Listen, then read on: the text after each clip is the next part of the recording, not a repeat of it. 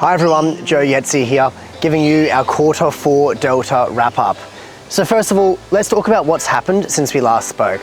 Well, we had those stage 3 tax cuts that we talked about in the last video. They've finally come to fruition, helping some borrowers borrow up to 6% more than they could before, which is absolutely fantastic. We also had a change in the stamp duty concession for first home buyers, lifted from $500,000 to $700,000, helping first home buyers make their deposit go further. And finally, we've had some stability with the RBA cash rate. We haven't had a rise since last November, which has given borrowers some confidence. Mind you, I can't avoid the question of what the RBA is going to do next every day. So what's changed since we last spoke? Well, to be honest, in Southeast Queensland, not too much. We have so much interstate and international migration coming to sunny, beautiful Southeast Queensland, not enough supply on the market, and a lot of cash buyers as well. So if you speak to any real estate agent or buyer's agent on the market, they'll tell you that the market is still extremely hot. Prices are really buoyant, which is exactly what I was saying 3 months ago. So not a lot has changed in that space. I do believe that these incentives that I just mentioned, obviously the tax cuts, the change to the stamp duty concession, these are only adding fuel to that fire. So it is a very hot market still, and a lot of my clients are telling me that it's still very hard to transact on the market. This brings me to the first segment that I wanted to talk about quickly today, and that is buyers who are looking to upgrade or upsize. Now, in Queensland since COVID, the average house price has increased 70%. Meanwhile, the average borrower's borrowing capacity has gone backwards 40%.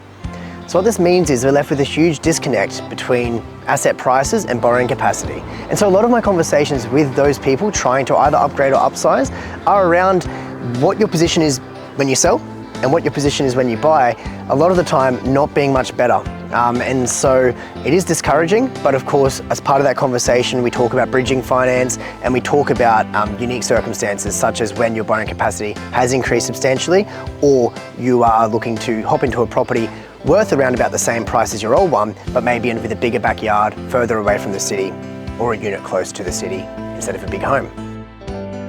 That brings me to the second key segment of the market I wanted to touch on quickly today, and that is first home buyers. A lot of the conversations I'm having are around adjusting expectations or looking at compromising. So are we looking to buy a unit instead of a house, rent vest, or lean on options that get you into the market when you otherwise might not be able to? For example, lender's mortgage insurance or other low deposit options.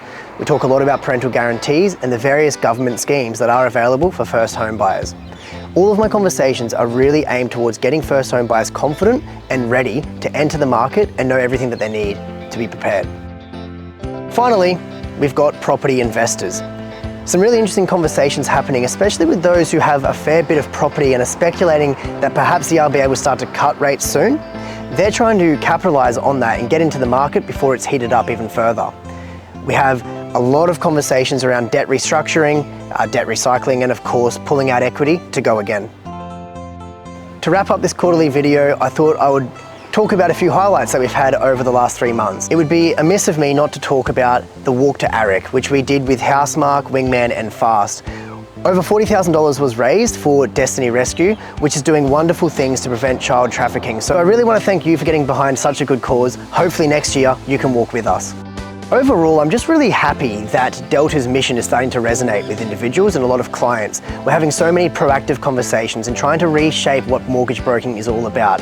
It's about much more than just the transaction, and people are starting to be very comfortable simply consulting with me, workshopping, triaging, asking the what if, which is what I get so much enjoyment out of. I just want to say thank you so much to the Delta Wealth community, which is growing very quickly. Maurice and I absolutely love working with you, and I can't wait to see what the next quarter brings. Thank you, and until next time.